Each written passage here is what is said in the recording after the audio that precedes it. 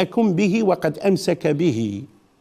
وقد قال مالك بأن الأصل أن الكلب طاهر، واستدل بهذه الآية، والمسألة فيها سعة. يقول: هل ورد حديث إذا ولغ الكلب في إناء أحدكم فليغسله 7 إحداها بالتراب؟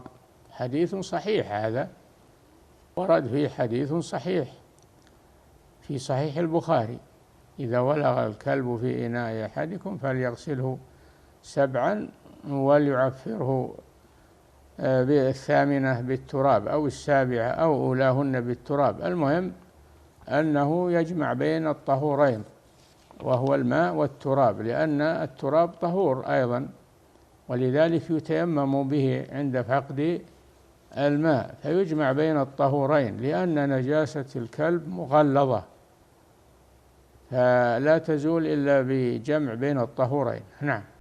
يقول: بالنسبة للعاب الكلب إذا أصاب الثوب يغسل، نجس، لعاب الكلب نجس، ولكن يزيلها الماء فيغسله. نعم.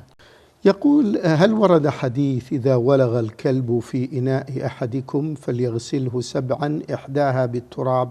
حديث صحيح، هذا ورد فيه حديث صحيح في صحيح البخاري: إذا ولغ الكلب في إناء أحدكم فليغسله 7 وليعفره بالثامنة بالتراب أو السابعة أو أولاهن بالتراب. المهم أنه يجمع بين الطهورين، وهو الماء والتراب، لأن التراب طهور أيضا، ولذلك يتيمم به عند فقد الماء، فيجمع بين الطهورين، لأن نجاسة الكلب مغلظة فلا تزول إلا بجمع بين الطهورين. نعم.